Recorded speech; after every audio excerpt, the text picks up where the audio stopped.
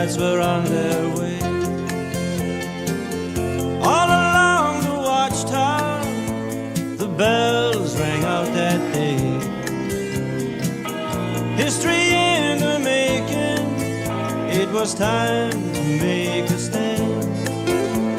A hero was what they needed, and Sarsfield was at hand. Oh, Hogan rode by Sarsfield's side, Ballinedy bound. King William's ammunition train, resting there they found. Then followed an explosion that lit the midnight sky. They came back in by St. John's Gate, and Sarsfield was the cry. On the morning of an August day, the first siege it began. The courage of each woman gave heart to the Limerick man. As high upon the ramparts they answered freedom's call. Inkel's men tried everything but couldn't breach that wall.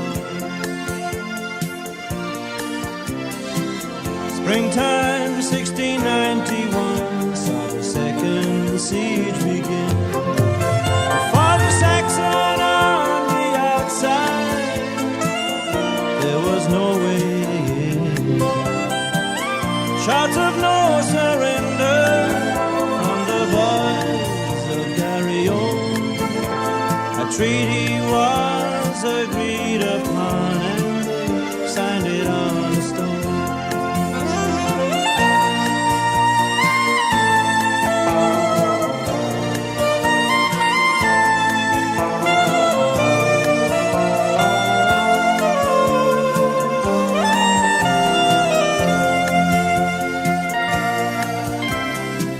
October 3rd, the people sang, their spirits they were high.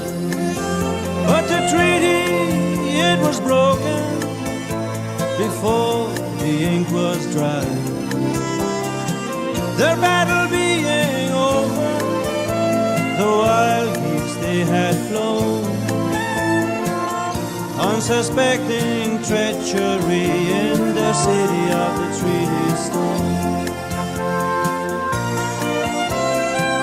300 years the stone has stood by the lordly Shannon side, a symbol of a city, its people and their pride, whose welcome for the stranger throughout the world is known, as they come to see the beauty of our city of the treaty stone. Limerick, you're a lady, we will sing for you. Song of celebration, dreams are coming true. Home is where the heart is, and our hearts have found a home. And we will never leave you, our city of the treaty stone. Home is where the heart is, and our hearts have found a home. And we will never leave you, our city of the treaty stone.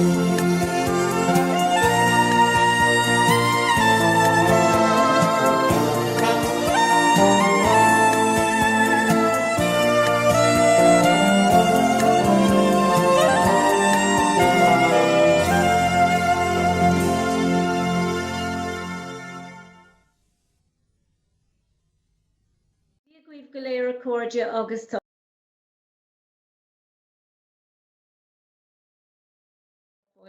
Welcome to be my guest with me, Mary Honan, on Lear Media TV, supporting the Samaritans, Limerick and Tipperary, Clare's Wish Foundation in Limerick, and Deel Animal Rescue in West Limerick. And now, to confuse matters, my guest today is, almost sounds like Honan, but it's Horan. And she's Triona Horan, or Catríona Horan, originally from Limerick, now living in Wexford. Hi, Catríona. Hi, Mary. How are you? Oh, God Almighty, the last time I saw you, I have to say, you were a child. And for anyone who is just as shocked as me, that knows Catríona from growing up, Catríona is the daughter of the late, great singer-songwriter Tadgh Horan here in Limerick. And Tadgh was a great friend, I have to say, and a member of Pike Rovers all his life and devoted to them. Hi, Catríona. How are you, Mary? Sure, I'm grand. Thanks very much for having me. You're very welcome. What brought you down to Wexford? Oh, a man. It was about 4.5 years ago now. We met in college in IT Tralee, way back, about 17 years we were going out for. So the relationship has since ended, but that was about 2 years ago. Sorry? I'm sorry about that. You met him when you were 17? Well, I was about 19 when I met him, yeah. But we were together then for 17 years. 17? Yeah. Oh my God, Catríona. Where has it flown? I know, an awful long time. We were seeing each other over the weekends. Really, like, you know, he'd come up to Limerick, I'd go to Wexford every second weekend, really. That was how we saw each other for a long time.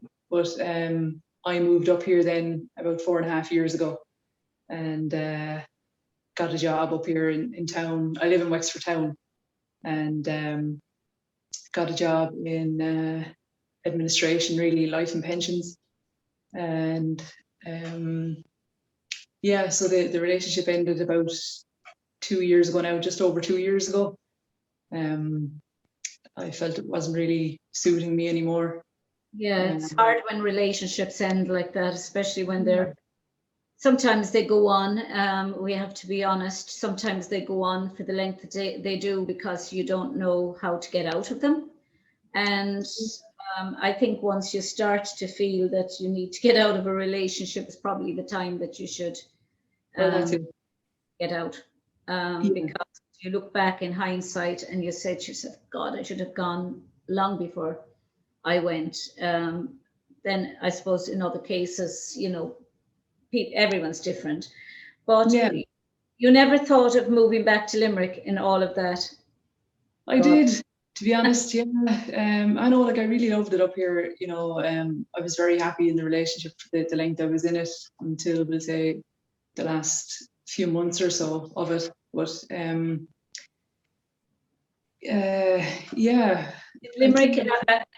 Did Limerick hold sad memories for you, or happy? Yeah, it did, I suppose. And maybe that's one of the reasons why I haven't come back just yet. But over the last 6 months or so, I've been thinking about it again and thinking strongly about it. But I really love Wexford as well. Like, I love the creative scene here, and I love to go out in nature as well. And there's lots of lovely parks and beaches close by. So, you know, I have a lot of lovely things here, and lovely people and friends and neighbours. And that's all that you really need. That's it. I mean, Limerick will always hold a special place in your heart because of, you know, your family, the Horans. They're great family, do you know? And yes, it has very, very sad memories because of your mum and dad.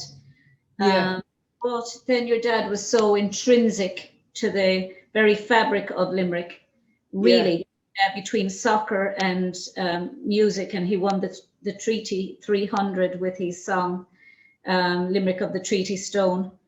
And Yeah. then after the Pike Rovers bus crash, when Tony Hanley and Mr. Ryan and Paul Mullally were killed, he wrote The Missing Ones and Let the Hoops Roll On. So he was very much immersed in. Did it feel almost for a long time like, as a singer-songwriter yourself, that you were living in his shadow?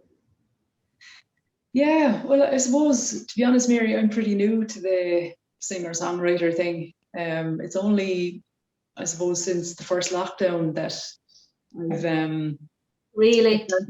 I've only started writing really in March 2020, when I had the chance to actually slow down and, have a think about everything and reflect on things. But I suppose when I was in college in Tralee, I started getting lessons. I started off when I was about 18, getting guitar lessons. Oh my God. It took a while, I suppose, even though. Long enough. How did you manage to go that long? If he had been alive, you'd have been playing from the moment you actually moved your little lavie, as he used to call when he'd say "Cursus the lavie," he'd say to me, and then he'd start cutting my nails. And that's the reason I didn't want to play the guitar. And he used to say to me, if you practiced, you'd be very good. And I loved wanting, but at the time I didn't want the nails cut. And he said, "Where's the lavie? Give me your hand." And he'd go away at the nails. He'd have had you playing at the age of 3. I would, and he had a small guitar given to me and everything, and he used to have the headphones on me, listening to music. And I remember from a young age, actually, I loved to sing harmony, even just along with the radio or to whatever cassette tapes I was listening to. And it was only after he died, really, that I have a kind of a distinct memory of it. For some mad reason, I remember really liking the music of Cliff Richard. And I used to be singing along with him. I love Cliff Richards too. I used to sing along with his tape and just try singing harmony, and I just really liked to mess around with that. And so then I always loved music, I suppose, but only started to pursue the guitar when I was 18 with one of my friends in college. And we went to lessons together. It was £10 for a half an hour together at the time. And so then, I only started writing last March, and I have a handful of songs written. But it did kind of strike me lately that I was wondering, will a lot of people from Limerick, if they see my name pop up the odd time here and there, would they just say, "Oh, that's Tadgh's daughter"? But I wanted to kind of be able to make a go of things, in my own right too, and have good enough material to be able to stand on your own. I suppose, even though I'm so happy to have come from where I came from. Limerick will always be home to me, and I'm very proud of all the stuff that Dad has done and left behind. And it's nearly only the last while, really, when I've had more space and time for myself, that I've started looking back at his stuff, and I found his original handwritten lyrics for City of the Treaty Stone, actually, and Treaty 300 and a few more, so that's lovely, to look back on everything now and have an appreciation for the proper appreciation for it. Have the actual handwritten, because there's nothing like, when I did my research, the cover of my book, I used the handwritten letters that one of the survivors gave me. She used to write, I'd write the questions and send them to her by post, and she'd rewrite the questions and then the answers, and she'd send them back to me. And I used part of those because I think it's very important when you're looking at people, their handwriting, there's nothing can replace that, because you can see all the mistakes they made. The crossing out is just as important. What were they thinking when they were writing it, and why did they cross it out and end up writing this? And there's something about the handwritten documentation that's almost as important, if not more, than the actual finished piece. Exactly. Yeah, no, I'm really happy to have those because, as you said, he was crossing out and you can see the Tippex brush on some of it, and he has written over that. And on some of the verses, in certain patches, he has keys out, as in like take out the keyboard here and guitar in, and little bits like, and the chords obviously written over the lyrics. And yeah, it's lovely, and even to see his handwriting as well is nice. I remember him bringing me into Savins to pick out my guitar, and I wanted something that wouldn't hurt my fingers. I'm such a little flower, and I wanted the gut ones because I thought that they wouldn't hurt. And he said, "No, you're getting the steel string ones. Eventually," he said, "your fingers will harden, your fingertips will harden." But oh God, I ended up with the steel string guitar because he insisted that I get a steel string guitar. And I regret now that I didn't learn it from him. That I didn't actually knuckle down and suffer the pain of the strings. All right. So you just did a few lessons, did you? But you didn't. Just he came down for a few lessons down to the house, and Mum used to say, "Come in, Cara, come in." To him, because she was mad about Tadgh, because Mum was with life member as I am of Pike Rovers, and Tadgh was, your dad was such a, oh God, he was such a, everyone loved Tadgh. I don't think there was anybody could say a bad word about him. I don't think he ever said a bad word about anyone in his life. He was a rare beast, really. They don't come much like him. And actually died just a couple of months after my dad. Oh, really? Oh. So they died, I think, within a month of each other. Dad died on the 14th of January, 1992. Right. And Tadgh just died after it. And Yeah. then died just after that. So the three of them are intrinsically wrapped up in my subconscious, because when I think of my dad's death, I always think of Tadgh's. Right. Yeah, God, that was very close together. Yeah. Very, very close together.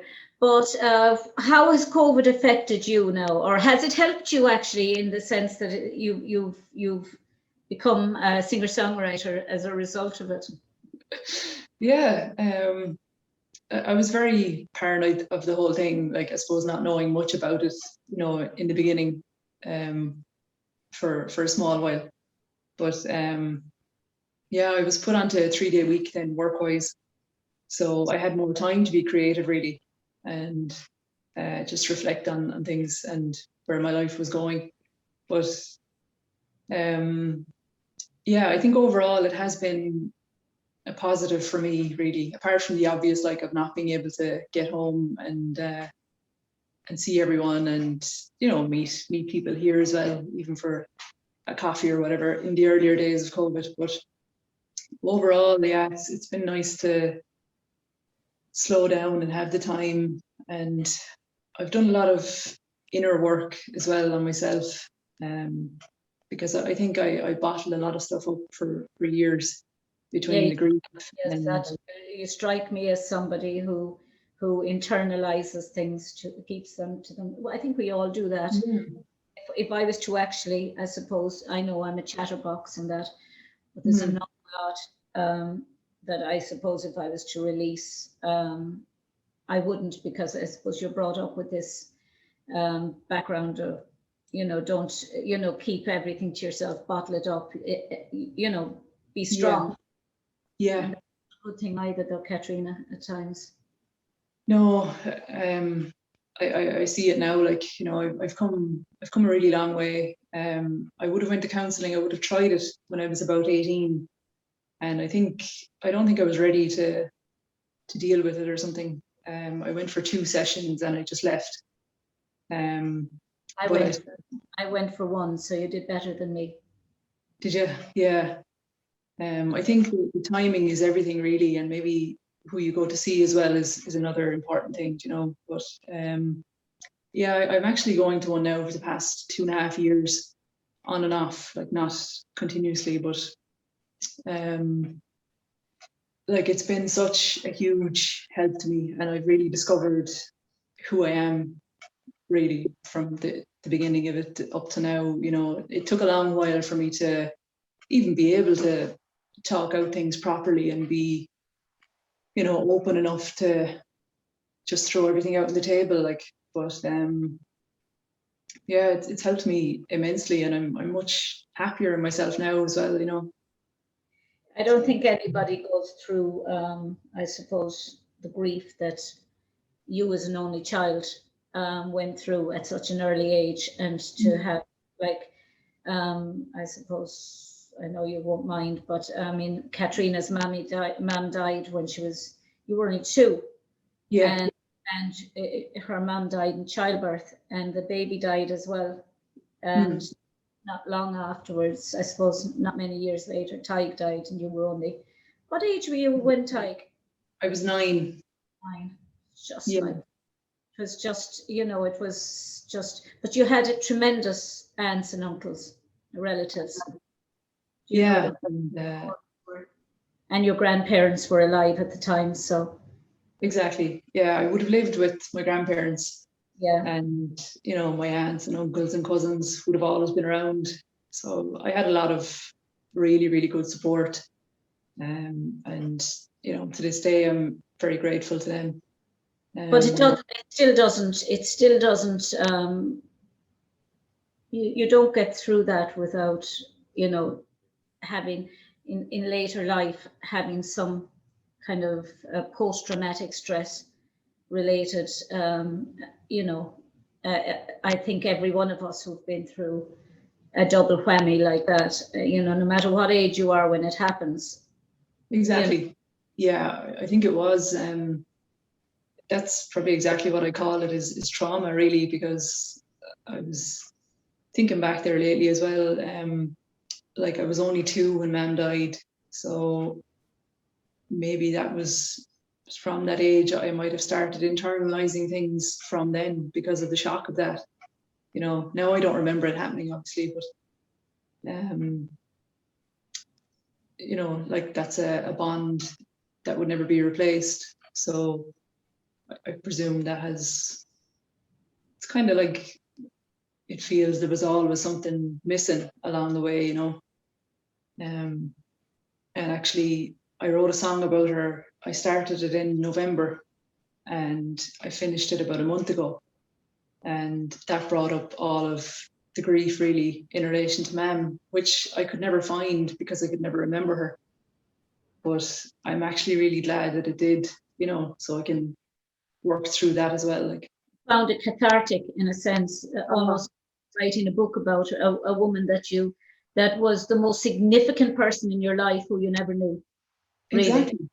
That's exactly it, Mary. Yeah, it was just like a whole kind of a process in itself, and like a period of self-growth as well, I think, because it was very painful to write, and it took a good while for the lyrics to come, and there was a lot of free writing involved as well, just to try get, you know, deep down into the kind of subconscious, I suppose, because I don't remember it, but I'd say my subconscious probably does, but also my body, I'd say, remembers it as well.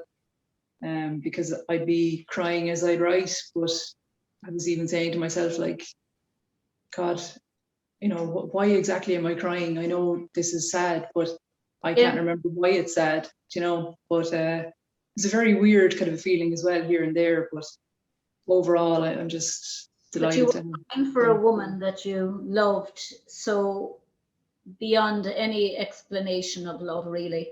A woman that you never really, you had for 2 years.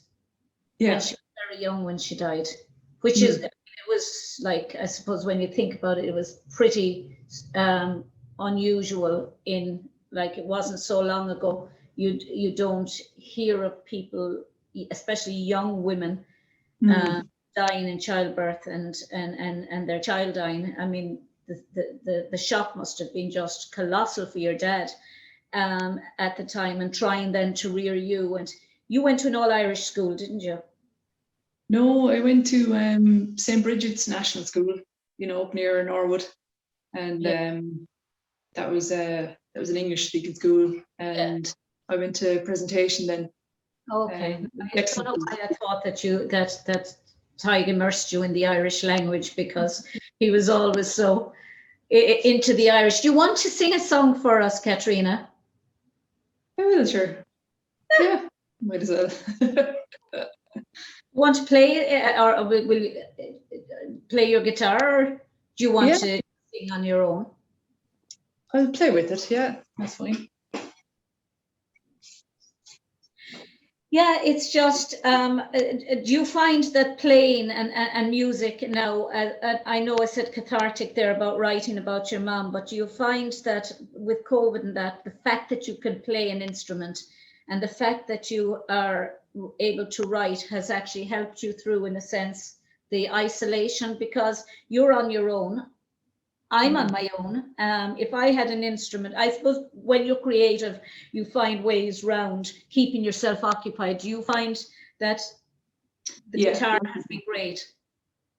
Oh yeah, definitely. Even though I wouldn't be like, I have an awful lot to learn on the guitar yet, and I actually got a few more lessons in December just gone. But yeah, I find since I started writing, I suppose I'd have it in my hand most days, if not every second day. But yeah, it is good company when you just get so kind of sucked into something and engrossed in something and trying to work out a few chords with, these particular words or whatever. But I kind of like living on my own as well. I like having the space to read, or to have a look at a few songs, or you're very good friends with Melanie O'Reilly, who's a world-renowned jazz singer, and Melanie is living near you in but Melanie does a show with us, Jazz Across the Bay. Yes. Here with us. She used to do Jazz on the Bay with RTE. That's right. But she does Jazz Across the Bay with us now. Yeah, we watched her the first episode there very recently. It was brilliant. Wasn't she fantastic? She had three of the most profoundly talented and recognizable names in jazz on the show with her. Yeah, exactly. I thought it was very well done. Yeah. And she's a brilliant neighbor, and she's become a good friend, and we'd songs together here and there as well. So yeah, it's lovely to have met her. Actually, I did her songwriting course as well. There was a course on in August through the Walton School of Music, and Melody taught the course. So that was lovely as well. That was very shortly after I moved in here, actually. So you're not long in your apartment or your home? I'm here about 9 months now in this particular apartment. Yeah. So it's lovely. It's very central to town, and there's a couple of parks close by, and we're only 15-minute drive from the beach. So you have to get yourself a dog.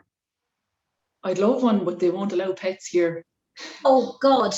I hate places like that. I hate places that tell you can't have a pet, because you're never alone when you have them.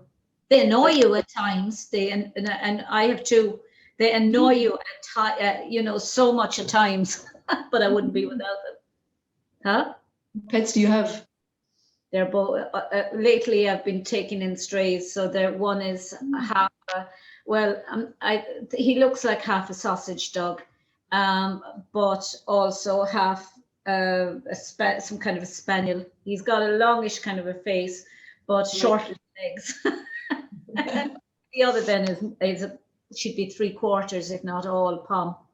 But both of them are strays. one is 14 and the other, but she only looks a pup. She's very young looking, and the other then is 2 years old, but they were both abandoned. So Really? yeah, so Hugo doesn't go anywhere without me. He's a Klingon. Heidi, given the chance, would be gone like a bullet. So you have to keep her on the lead. Hugo and Heidi. Lovely. Yeah, so the Hugo, you could let him, the lead is on him and he walks around on his own. He's taken now to Catríona when you put the lead on him in the kitchen and you look, and he has the handle of the lead in his mouth. So he's taking himself for a walk. I think it's a funny thing. I never have a camera on me quick enough to actually pick him up, because he's there with the lead, the loop of it in his mouth. He just picks it up and walks. You're never on your own when you have them. But play. What are you going to play for us? Will I play one of my own or one of Dad's? I don't mind. Play one of them. So this is disperse actually some of your dad's music as well, because your aunt gave me missing ones a few years ago on tape. I don't have it on MP4. Right. You know, the quality of the one that I have is off YouTube, and it's not, the quality isn't great, but if you have it on MP4, that's good quality, then send it to me and I can put it on. I actually only have it on CD, Mary, but I can copy the definitive collection for you, the full album, if you like. Fabulous. Thank you. The quality is fine in that, like, yeah. Because your aunt came down to the house one day with a CD for me, and she's because I used to play his music as the opening to my radio show. Oh, right. My Limerick, and I used to play City of the Treaty Stone to open the show. Oh, brilliant. Yeah. Which aunt was that, Mary? Breda, was it? Which aunt? Breda. Yeah, Breda. Right. Yeah. She came down with it. So Breda, isn't it? Your aunts are Breda and... Yeah, Breda, Philomena, Julie, and Mary. Mary passed away there 4 years ago. Yeah. Oh, that's right. Yeah. You know, it's just so sad. But you know, he'd be proud of you, and your mum would be proud of you. The way you grow. Really proud of you, and proud that you're taking on the music. Yeah. Took you long enough. I know. I'm just going to Off you go. So this is a song called Face to Face, and this is the one I wrote about my mum. I was hoping you'd play that, but I didn't want to push you.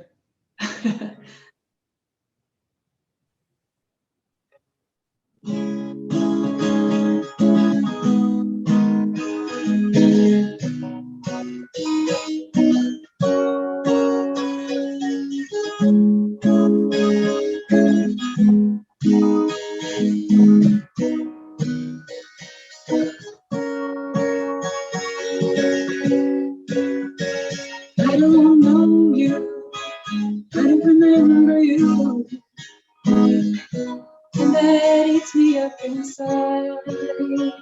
I feel hollow, as if there's always something missing, and I often wonder why is it me? Love's the one, the very one, who gave me life and love till I was 2 years old. My mind I see, little girl standing there, left with just her tassel and her empty home. People tell me that I'm the living image of you. From that I cannot hide. I am looking at it for us, but you looking at it for us. You're radiant and bright. Do you know that I talk to you as if you're right here in the kitchen, sharing memories of when you were a child? encouraging me to believe in myself, to be who I am and not to be so shy.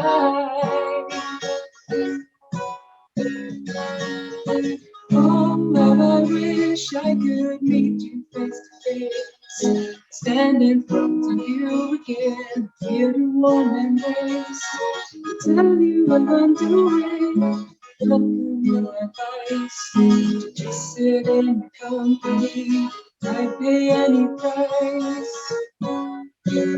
So long ago now, since you held me in your arms, it's not something I can recall.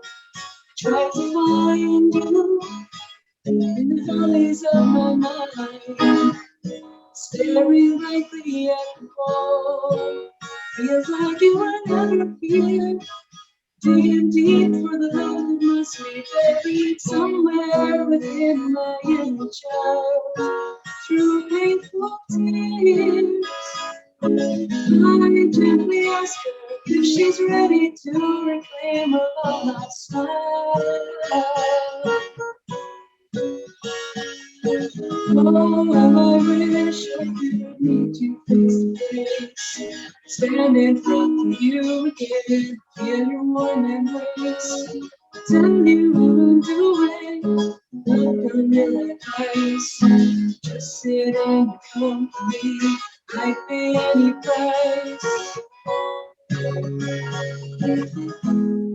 I had only learned to call your name, when a stranger to me you became. I wonder how your voice would sound. Were you fun to be around? I never got to know you. Oh, how I wish I could meet you face to face, stand in front of you again, feel your warm embrace, tell you how I'm doing, welcome your advice, just sit in your company, I'd pay any price. Oh, how I wish I could meet you face to face, stand in front of you again, feel your warm embrace, tell you how I'm doing, welcome your advice, just sit in your company, I'd pay any price.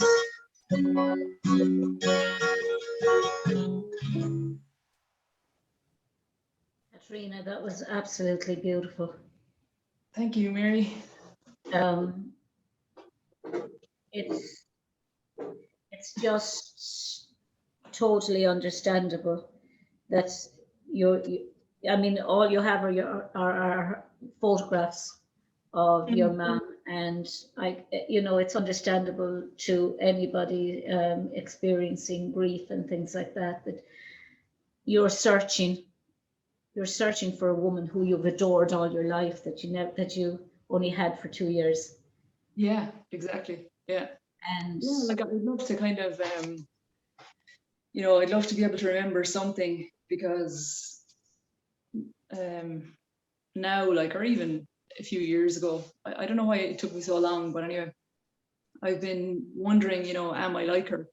Like I know I look like her, but just in ways, like in the tiniest of ways, what she'd find funny, or my humor, would it be similar, or, little things like, but were you always so shy? Were you always so retiring? Yeah. Somebody that were you always happy in your own company, or did you do you like people? Yeah, like I love people, but I had a kind of a thing about that, in that, like, growing up, my peers and an awful lot of people, probably anybody I came across, would say to me, you're very quiet. And I used to take it to heart, and I used to take offense to it, and get kind of caught up in it, and probably got defensive about it as well, because I think truly, like, I wanted to be, more probably outgoing and more. You can't be anything other than what you are. Well, that's exactly it, and I of course realize that now. But and I used to think being an introvert was a bad thing, but you know, I'm a happy introvert now, and I see the good side of it, and you know, I am who I am, and I'm happy in myself now, and it's only very recently that I've started to just accept myself for who I am and the way I am, and you know, I'm happy. But you know, I mean, they say if you're happy in your own company, you Yeah. can't be in better company most of the time. But I wonder, you know, has COVID actually shown you the isolation, I suppose, of COVID for much of the time? Has it shown you just how much being an introvert has helped, because you've been quite happy? I'm fairly introverted in a lot of respects. I like people, but I also like being on my own, and I like my own company, and I can find something to do and to keep me occupied. I wonder, is that a mixture of both of us being only children and both of us having a lot of introverted qualities, that you can actually cope on your own, thrown into a situation like COVID has thrown people. There's lots of people going crazy in COVID because they've never not been around people. Exactly. Yeah. No, I think you're bang on, Mary. Yeah. It's like I love having the time to myself as well, and I'm okay with being in my own company. Like it's great, obviously, to have Melanie so close, and we can meet for a cup every day and just outside the door or whatever. But like I do keep myself occupied really easily. Like if I'm not at the songs, I'd read or go for a walk, or you know, listen to other people's music. And like I actually have a list there as long as my arm, and of just random stuff to do. Doesn't need to be done today or tomorrow, but just stuff that I enjoy doing and that I haven't got to yet. But so yeah, Like me, my aim is to learn the harp. I know everyone will probably, but that you know, it's just two things: learn the harp and get a fluency in French. And you're always trying to find these little aims. And today I added another one to that, and that is how to make a patchwork quilt.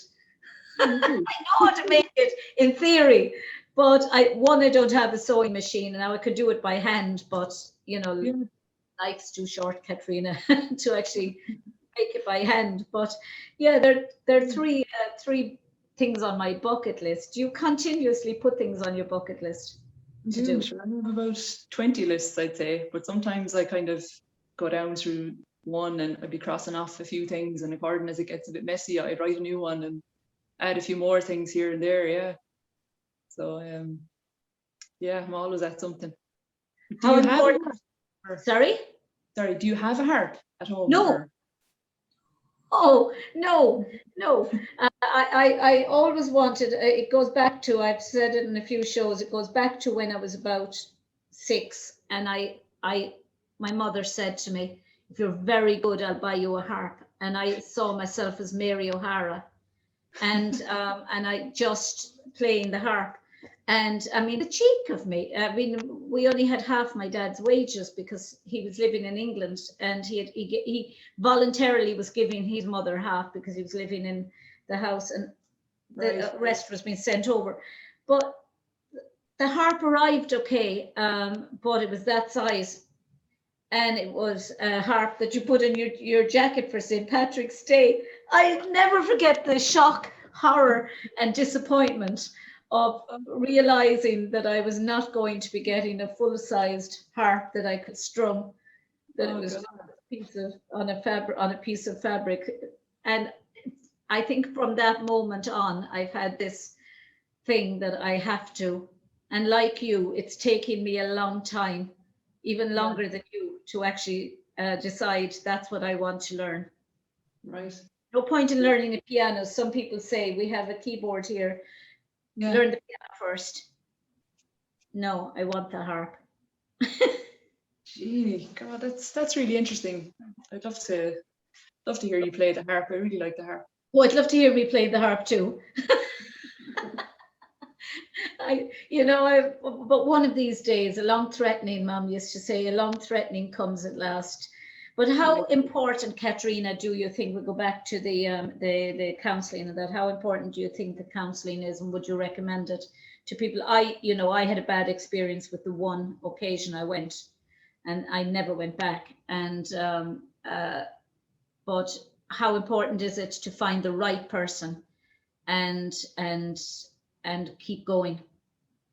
Yeah, I think it's very important really to find the right person. I went to 2 different people in Limerick at the time, as I was saying, when I was about 18. But it was actually a couple of months before I left the relationship is when I started going down here in Wexford. And I just basically found this particular lady online, just Googled local counsellors. And I just clicked with her really. You just go in for a half an hour the first day, and I think it was even a free consultation, and even see how you get on or whatever. But yeah, I just felt safe with her, I suppose. And, even though it took a while to open up, I think I knew early on that I'd be able to, once I got into the nitty gritty of things. But I can't recommend it highly enough. And as someone who experienced a lot, I suppose, as a child, like a lot of grief and maybe not knowing who I was in a way, I just think it's so important to just work through stuff. And yeah, like it'll be difficult here and there, but the songs, writing the songs are a great outlet for your emotions, because if you're feeling good today, you can write something that's upbeat. If you're feeling sad tomorrow, you can write something, and you're basically, I suppose in some ways, it's almost like a therapy itself, because it's almost like an invisible psychotherapist or an invisible psychologist or counselor in front of you, that you're there pouring out your thoughts. Nobody other than you are hearing your inner thoughts coming out. Yeah, exactly. That's and true. nobody's going to betray your thoughts until you actually release them yourself in a song publicly. Yeah, exactly. Of saying, God, I never realized this is what I was thinking, and I've actually released them, my thoughts. Yeah, very, very true. And even like I'd suffer from anxiety a good bit, but I'm handling it a lot better now. But it was around June time. We were just about to come out of the first lockdown, but a couple of weeks before that, I went through a particular bad patch, and that was another song that I wrote really, and it was all about anxiety and kind of feeling I couldn't express myself properly in a way. Even though I could, it was just I'd have this perception in my mind about, oh, will people judge me if I do this or say this, or it took me years to get over that. And again, it was all in my head, but it was why do we care so much? Is it the way we're brought up, or why do we care so much about what other people think of us? It always bothers me, and it always, I've always been, I suppose I was brought up as well with, oh, can't do that, what would the neighbors think, or what would such a person, or what would your grandmother in England think? And it would be said to me, you lived your life worried and trying to constantly be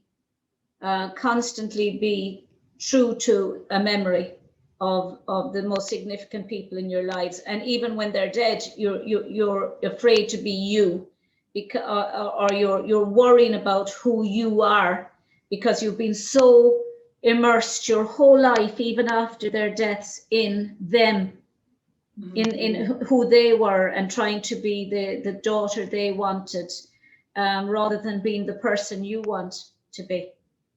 Yeah. That makes sense. True. Yeah, definitely. I don't know. I think it was maybe from my point of view.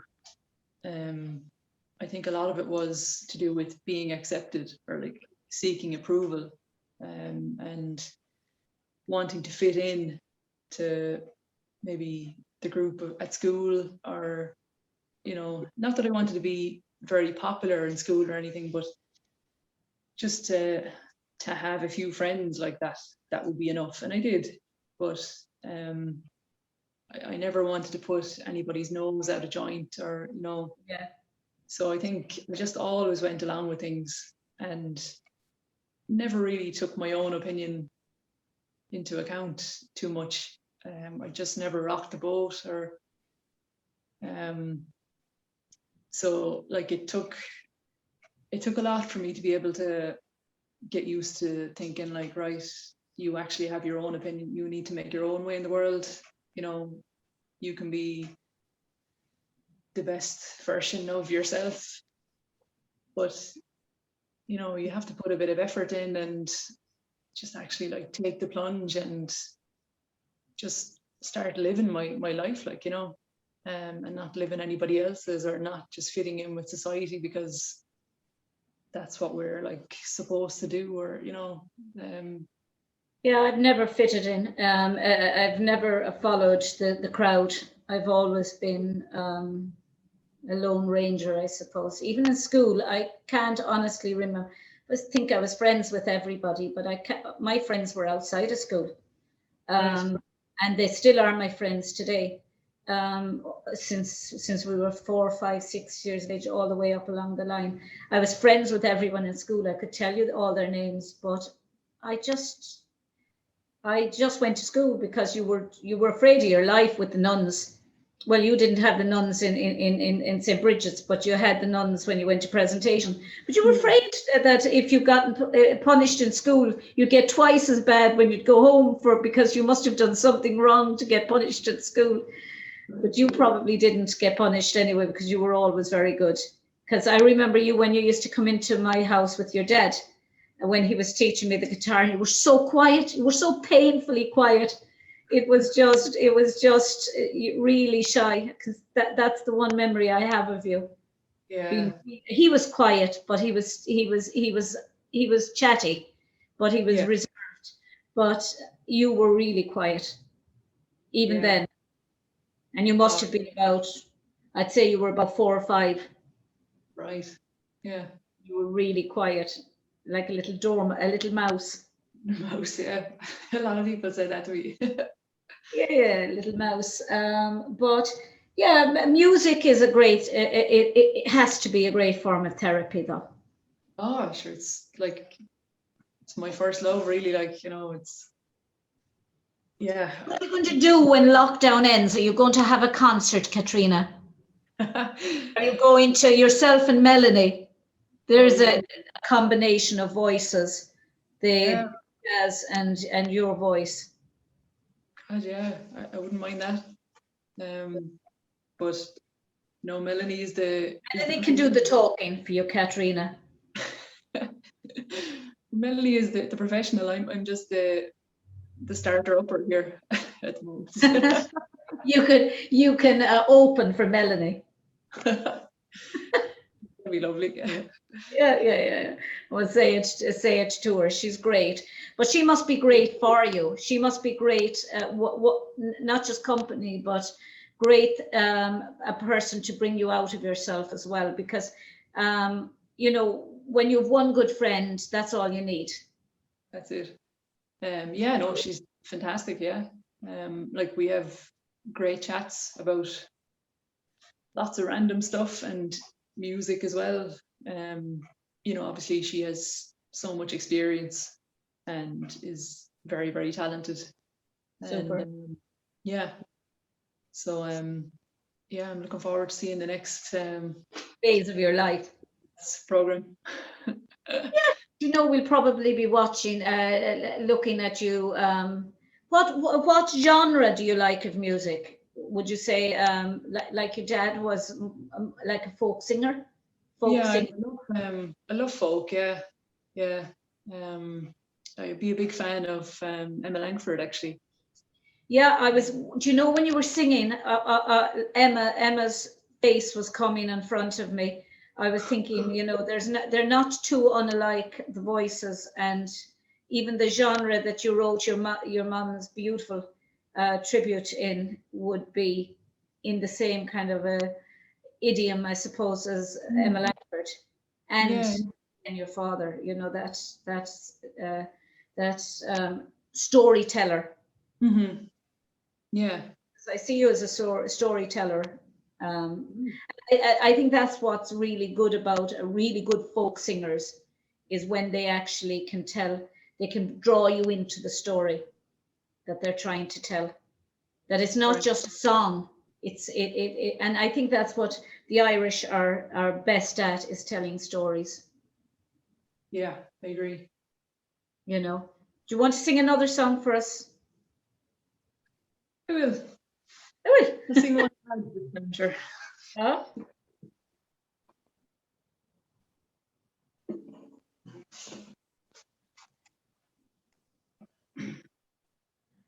So this is I Believe in You, Oh, yeah.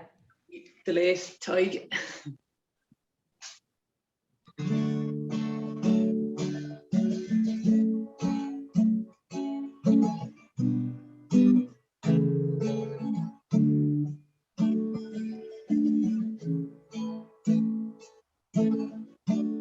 Roads were leading nowhere from this lonely place, looking for direction, for that friendly face. In the midst of the confusion, you came and pulled me through. You gave me something to believe in. I believe in you.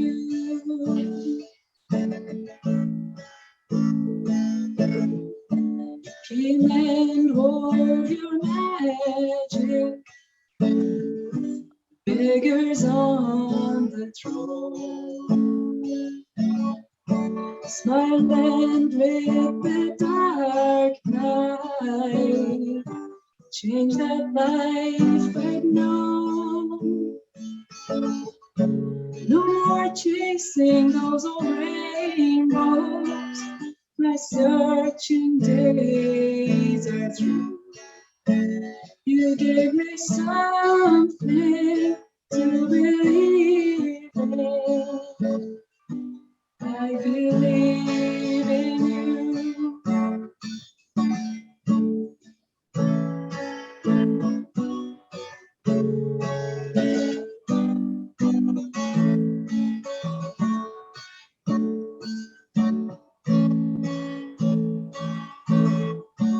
Walking in the sunshine after so much rain, hopeful for the future, going to start again.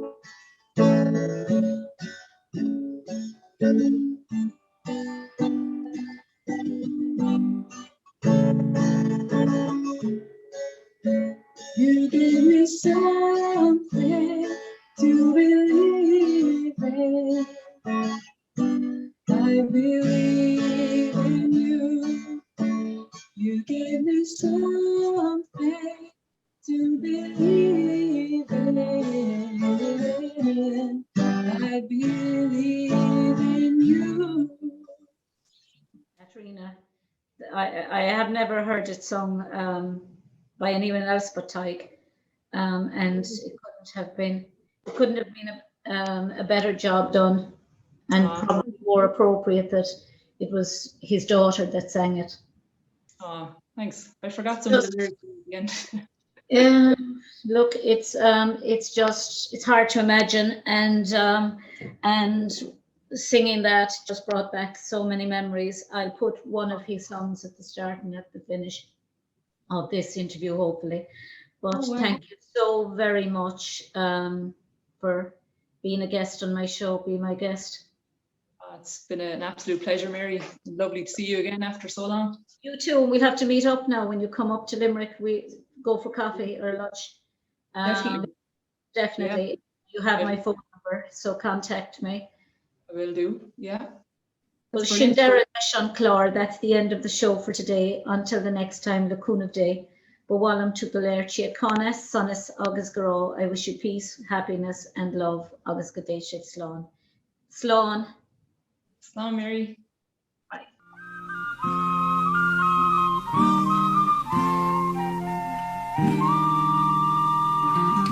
This is for the one who used to call me Simon. This is for the one who sang the harmony.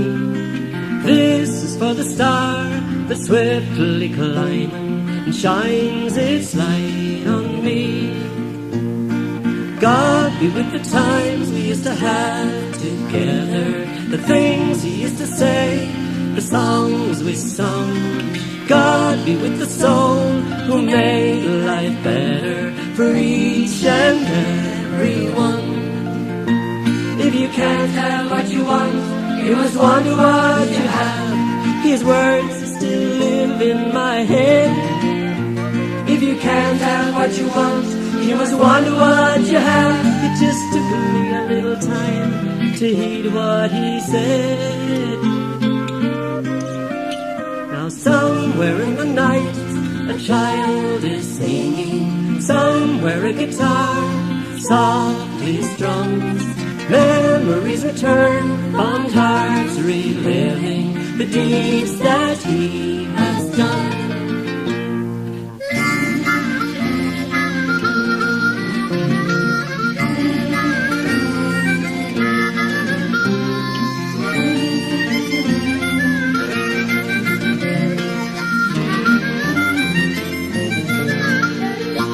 If you can't have what you want, you must wonder what you have, said the one whose spirit has flown. If you can't have what you want, Lord, I'll thank him for that, and for so many things, if the whole truth were known. This is for the one who used to call me Simon. This is for the one who used to call me James. This is for the star that's swiftly climbing far beyond the pain, far